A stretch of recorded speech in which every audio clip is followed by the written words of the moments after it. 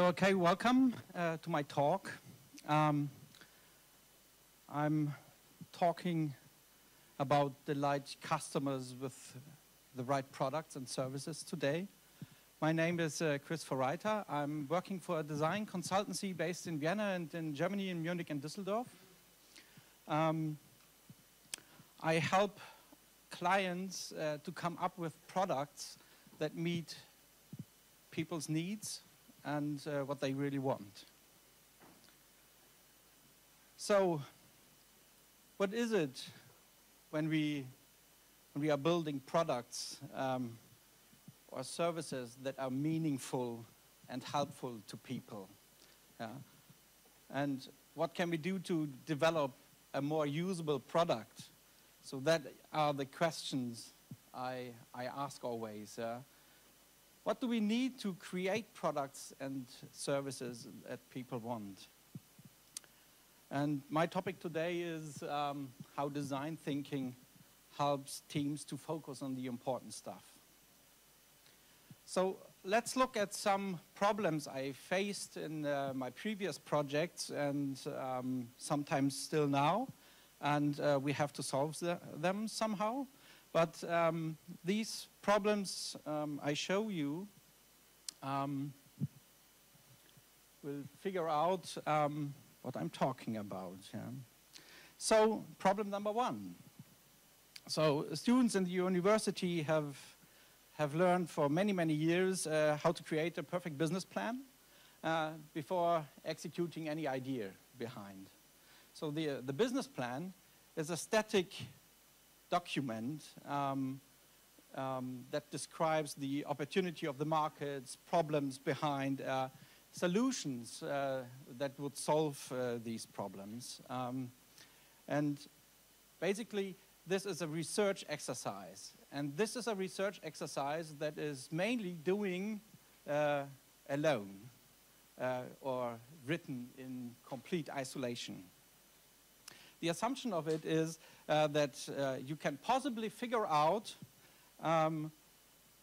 what are the most unknowns of that business, for example, or for that project you are starting.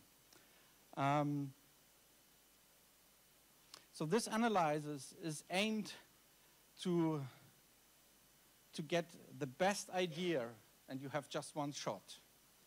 And instead of aiming towards learning and experimenting to a better answer of what you know now. Problem number two is you specified out everything in advance before you develop any product.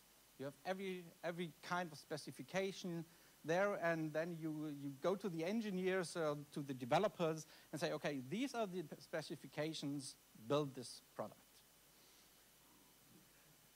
And that without, or very often, without or very little knowing about the customer, probably without any input of customers, and you cannot really change the course. Then we have project management processes where you trying to enter a market with a very linear step-by-step process. And this process is often milestone-based. You haven't anything tested yet. So you go from milestone to milestone, but you probably not know if you accomplish your goals, with milestone number 2, for example. A lot of companies are very execution focused. So departments get the money, get the budget for it, and they are, okay, just run and build the product. Yeah? But these often departments are trapped in silos and caught in the tangle of technology, process, policies, product portfolios, and often the people cannot really talk and communicate to each other. In traditional enterprises or so, failures are not very much accepted. And this leads often to stopping the whole project because something went wrong, but probably people get also fired because something went wrong, and nobody knows what really happens. So it can happen that you stop anything, often without knowing what has happened. Often we have statistics and numbers that lead our decisions, but that's also leading down the quantitative path where it is very hard to design for real human needs. So then these companies probably executing the wrong project. So they are developing things because they know they can develop it. They know they have the capabilities of doing it. They have the budget, and they have their target figures. That's everything what they need, because it is a tradition there. It does not require any insights from the users. We know what we are doing. But probably you spend a lot of money building a product nobody needs or nobody cares about. And then there is problem number 8, where you spend some money on advertising your product. And sometimes this can be very expensive because you want to make your product attractive and desirable to consumers. And you want to embrace and enhance your brand perception, of course. And yeah, you do some smart communication. But yeah, there is no real business without happy users. So what can we do to identify and to design and to develop the right product?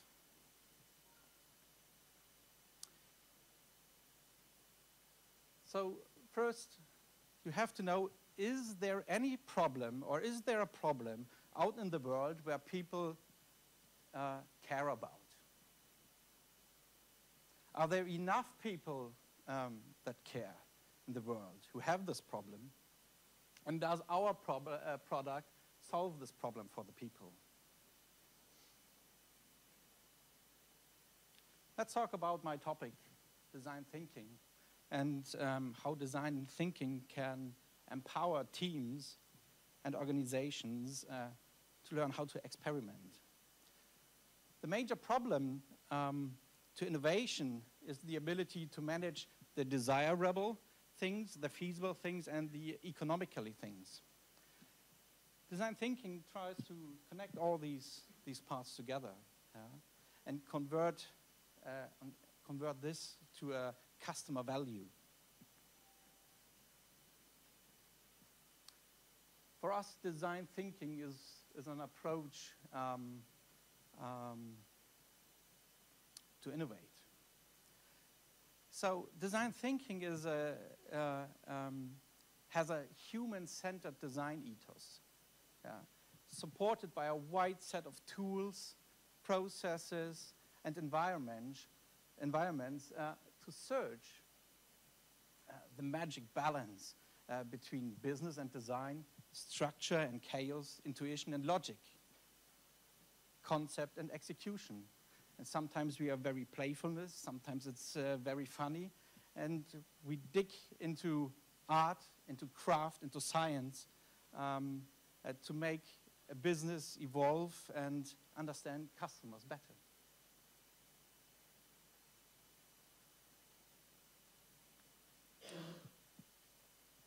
Design thinking is a very team-based, a very collaborative and cross-functional, interdisciplinary approach to innovation. Yeah?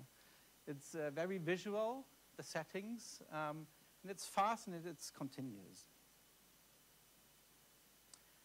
Design thinkers, so one of the main things design thinkers do,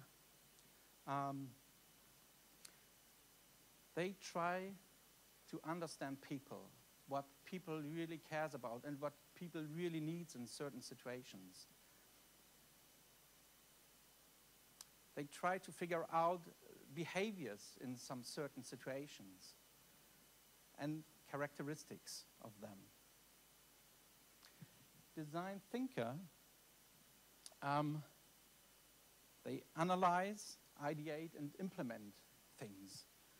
And they focus on real human interactions and emotions and relationships, and especially daily routines they have to perform while they're using some device or some website or anything else.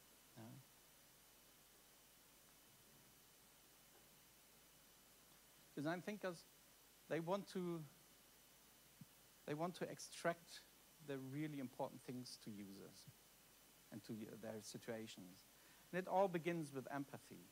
So the human being, the peoples, are really in the middle of the whole process. So they go out into the world and listen and look to people and start walking into their shoes. And from that, they will learn a lot. They wouldn't learn before. Have you visited the Hannes Roubier talk just before in room B? So he talked about the research when they have this dictation phone for lawyers and health hospitals for doctors and so. And this is a very good example, I think. It's a very special target group. They have certain needs. And because when you're starting to interview these people and to observe people, how they behave and react, you can identify things you wouldn't have done, you wouldn't have thought before. So the design thinkers discover insights. They discover jobs, tasks, and what gains and pains people have during using devices or other things. They explore the scenarios where these things are used. This is a very great way to find out or to identify who, where, and when using things. And then you can start to map out what people are doing when they're using things. And this gives you the opportunity to identify opportunities where this product or your product idea fits into the life of people. And if it's perfectly fit into their lives, they are likely to buy it, for example, or to use your service. So what design thinkers also do is they do a lot of prototypes. I had one here. So this is just a little prototype, a paper prototype that explains a website for a very, very special target group, a project we did for the British Standard Institute. Oh, interesting. Yeah. And when you're doing these little prototypes, you can very, very fast figure out if your idea is working, if your intention is working, what you're trying out. So, and this is not expensive, and you can do that very, very fast in very quick circles. And this really helps the team to understand things, for example, and to validate if something is working. So you have to go out of the building, because you have to verify and address what matters to your audience and to your customers. And design thinkers look, listen, and try things out. So get out of the building. Leave your corners. There is nothing inside your office or so which can lead you to better answers. You only find better answers when you are talking to people that are using your product or that will use your idea. So you can go outside and test your assumptions, and especially your riskiest assumptions. So your riskiest assumptions are these assumptions where the whole idea of the project or for the product when these assumptions are not true, the whole idea falls apart, and you have to do anything else, of course. So when we go back to problem number one, where you have a business plan and you stick to that plan, you probably have a problem because you are developing a product people don't need. So figuring out that very early with very early prototypes can show you, hey, you have to do something else probably. So you can clarify your riskiest assumptions and then adapt what you have learned. So design thinkers do many iterations and keep learning by prototyping and continuous user research. And then they start to revise the product to make to a better answer. And this is this is from Eric Ries, who wrote the book The Lean Startup. Yeah? But this is also a very human-centered discovery process, of course, because it's following the iterative cycle of prototyping, testing, and refinement.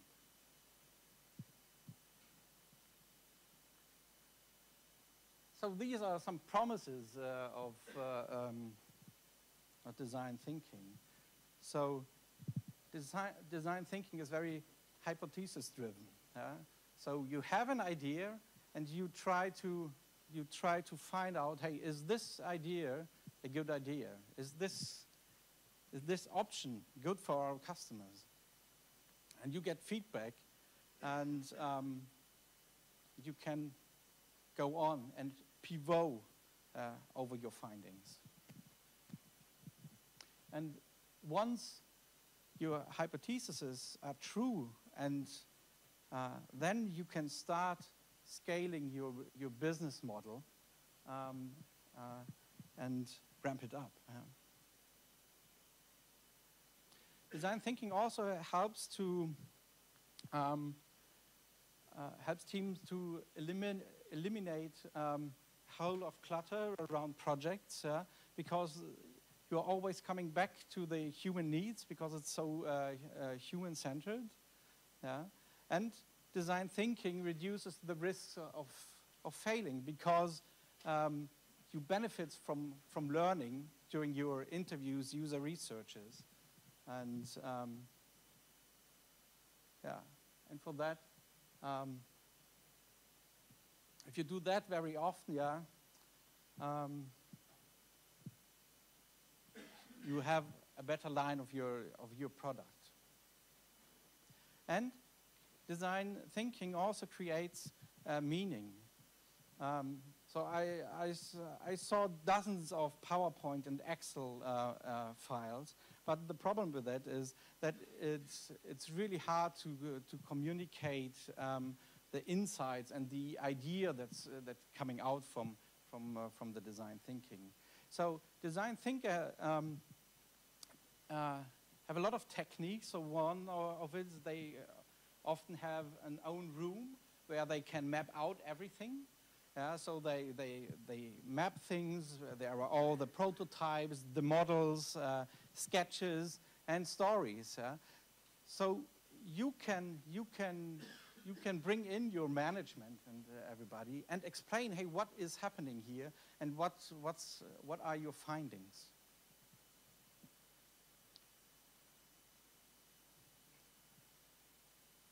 Yeah, this is not just one method or so.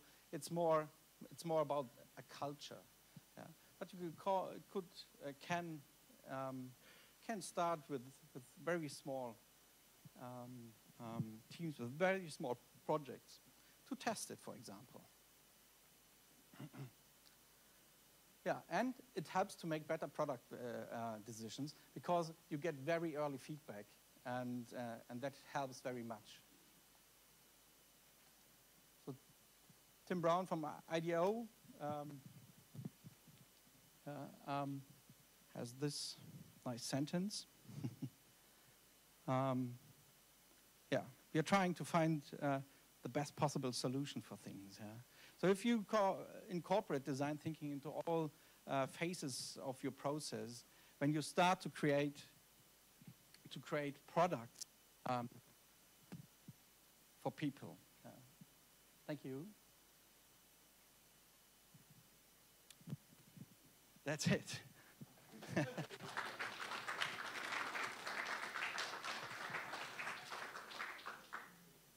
So one thing more. It's about.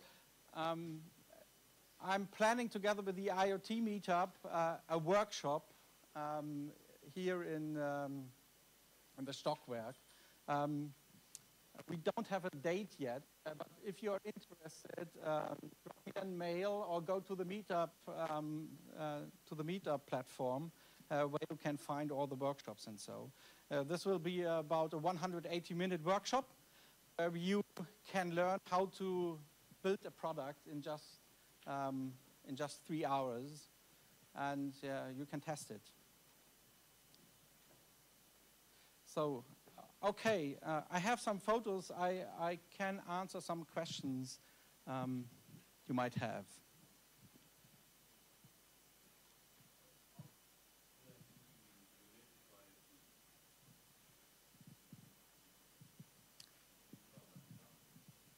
So I don't have examples for the IoT. You have it in IoT.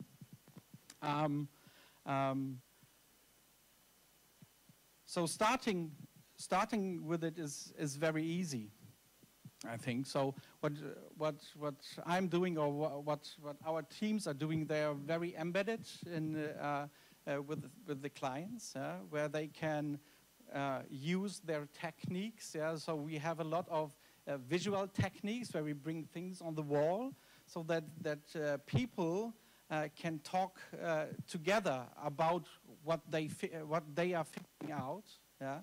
And starting a conversation so that you bring the different mindsets of the people in the project together. So in design thinking is very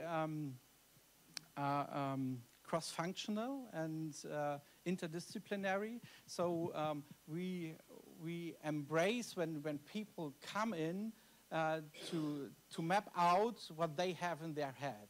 And when everybody in the room look at the walls, you get very good conversations, and that is often a very good starting point with it.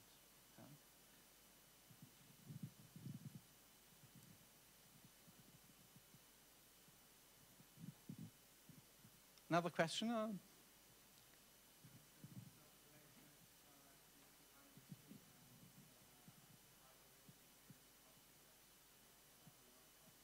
Oh yeah, the workshop is in the IoT meetup is for free. Yeah, so it's organized by IoT Vienna, and you're happy to attend. But the places are rare. I think it's only 21 or so. Yeah. No, I don't need any laptops.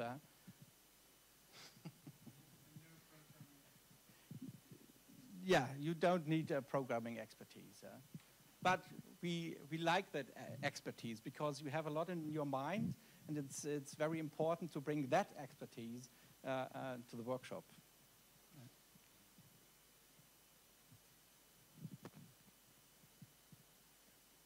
Yeah. So, yeah. So, for example, one of our biggest clients is Springer, the scientific publisher you might know. We started we started earlier, 2008, but in 2011 they started to rebuild their publishing platform Springer Link, and our design agency was part of a very big developing team. And there we focused very much on we were very user-centric, and in the same place we had the business goals and of course that logically feasible. So these were the components where agile development, business, and design comes together and work together with a differentiation of the experience of the people. Who knows Springer Link? Who's a student or? Okay. But we are also working for insurance companies, banks, but also I work a lot for startups as well. Yeah.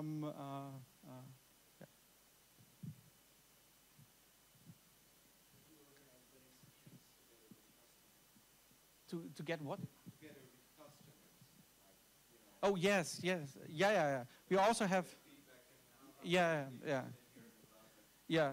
So especially when we really much like working with agile development teams, yeah, because design in itself is also agile, and the good thing about when you're working with agile developing teams, yeah, you always get a piece of software every week or every 2 weeks. And this gives you a very good position because you can say, okay, let's develop a piece of software and then test it. Yeah? Let's test our first assumptions, our core assumptions, for example, and then we can iterate and pivot about our findings. Yes. Anyone else? Can you give us a concrete example? Was it more hypothesis or self-delivered or product? So I give you an actual example. We are working for a bank. We are working for a bank, and banks have the problem that they are very often trapped in silos, for example. Yeah? And so we did a project for them, but they working. So we were working with design thinking techniques, not only. Yeah? We got the website outside the door, and then the bank said, okay, the website wasn't such successful. It was a calculator. Yeah? And they did a lot of advertisement around. And then we took a deeper look in some figures. Yeah? And we figured out that the calculator itself was what we did was very, I would say, was very successful because from all the people that were coming, 60% of the people went through all the stages of that calculator. And, but people were leaving at some other point at the very end. And there, the company didn't track anything. So we only can say, okay, from that 60% that went through that, from that 60%, 40% went to other products or so, or to the products that were featured on the page. So we can't really say if it's not successful. Probably the product itself, it's not successful. Yeah? But it's a different topic. We weren't involved in that.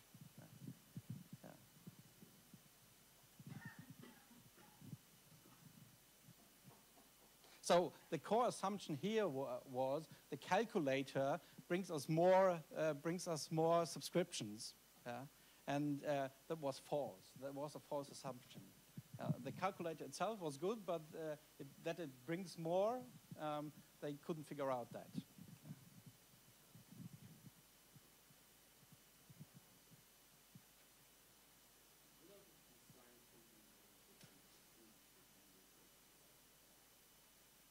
The techniques.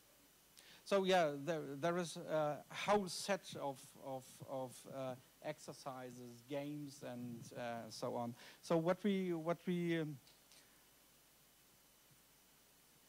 don't sell it as design thinking. Yeah? We often go into project and just do things differently than people are expected. So techniques are a good thing to start. For example. is some techniques where people are, or maybe I have some photos here.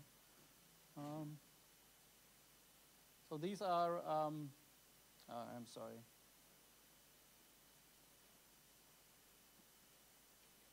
So they are writing things. Okay. So these are exercises that try to answer one single question, yeah, to get some insights. But there are some books. I guess if you go to the IoT website, the Global Day event, I put some links in there with where you find these techniques as well. Yeah, for example. And but the core thing is to map everything out so that people can talk about it, yeah, and make decisions upon what they have found out. Yeah, and then you can directly afterwards execute these decisions, which are now very important to your project.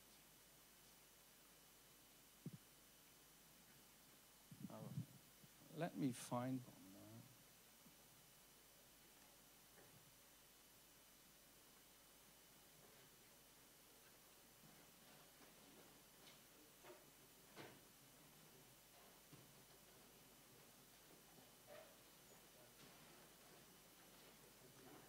So, for example, this one here, sorry.